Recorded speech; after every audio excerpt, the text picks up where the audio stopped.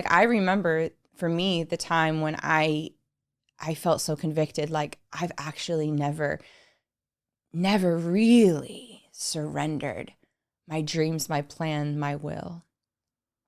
I never really have done that. And I felt this conviction one day when God opened up my eyes to his love, when I was tangibly encountering his spirit, and I felt moved. I surrendered it all. I surrendered my dreams, my plan, my will. And I know the date that was. I know the day that was. I remember it vividly, the day I actually, from my heart, surrendered those things. And I really meant it. It was honest.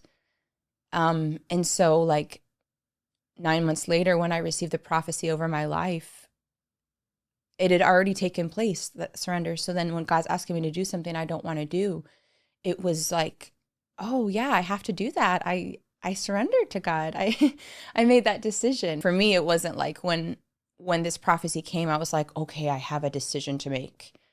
For me, I had already truthfully surrendered to God.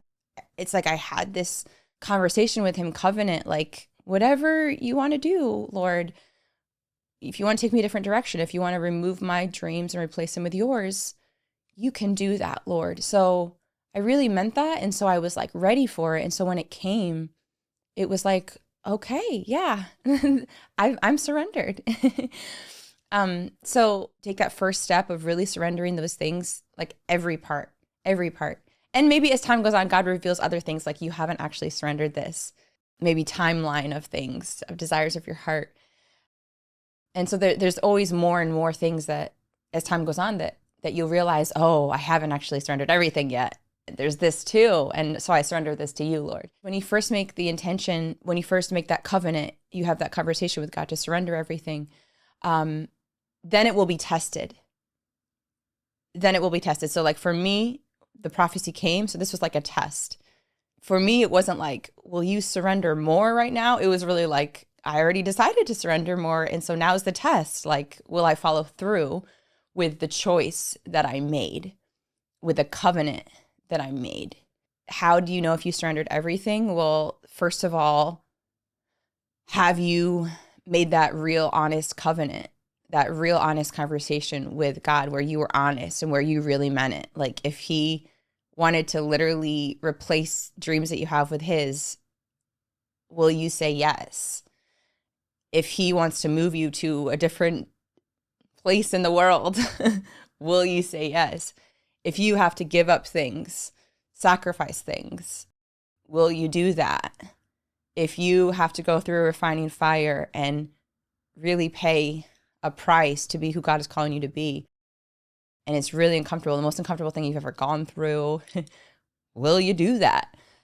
Will you do that willingly, peacefully, without complaining and fighting God? You know, will you do that? So number one, it's like, is that the intention of your heart? Is that the covenant that you've actually made with God? So that's the first part. And then the second part of that is the testing. So then there will be certain times where the action of surrender comes up. Okay, now it's time to actually sacrifice, pay the price, go through a refining fire, change directions, put your dream aside for God's dream. Will you stay in line with what you made a covenant with God about? Will you follow through with the action? When those testing times will come, you'll know. And by the way, that's a great intimacy time with God, is the testing times that I've found. When I have to make a choice to guard my heart, when I have to make a choice to keep my peace and keep my eyes focused on God and not get upset when attacks come my way, when persecution comes my way, when I have to really make an action, like take action, like really make a choice, when I have to make the choice to hold my tongue, in that place of, you know, making that choice to do the uncomfortable, do what God is asking, I sense God's delight, that he's proud.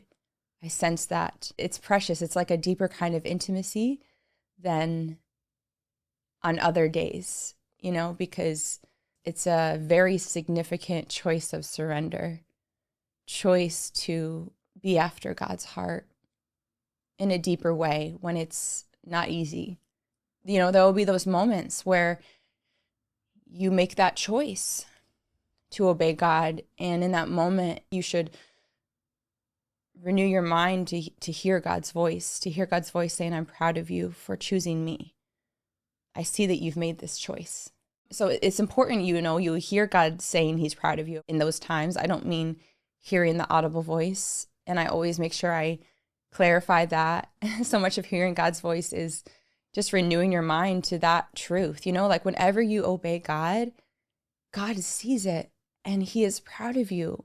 His heart is touched. He's saying, well done, my good and faithful son, daughter. So it's important you renew your mind to that truth, that he is speaking that, to be aware of that. But then that's a time where you're going to have that rest and confidence knowing I'm surrendered. So it's like when these tests come up and you make that choice to obey God, you'll know you're in that place of surrender. If a different testing comes up and, you fear man over God, you choose a prideful action than the humble way, you choose your selfish ambition over what God is asking you to do, that he's been speaking to you, maybe that he's speaking through your spiritual parent. You know what you're doing. You know what you're doing. You know that you're being disobedient. And so you're not living in surrender at that time. So it's quite simple. It's not complicated, really, to know if you're living surrendered to God. It's important to not be religious about it, feeling like you're messing up all the time when maybe you're not even messing up. Sometimes people can be so hard on themselves, think that God has unrealistic expectations over them. Maybe they beat themselves up because they didn't read for a whole hour in the Bible that day or something, when they had made that plan and they said, Lord, I'm going to read 1 hour of the Bible every single day. And maybe they think God told them to do that, but maybe God didn't tell them to do that. Maybe that was a spirit of religion speaking. And so then one day they don't read a whole hour, they read a little less than that. And then they can think, oh, I've messed up. Oh, I've disobeyed God. When no, you didn't actually. God wasn't asking you to do something religious, and he wasn't asking you to do something that's too high of a standard, that you couldn't meet type thing. That's why I'm sharing, to know if you're living surrendered isn't really complicated. God looks at the heart.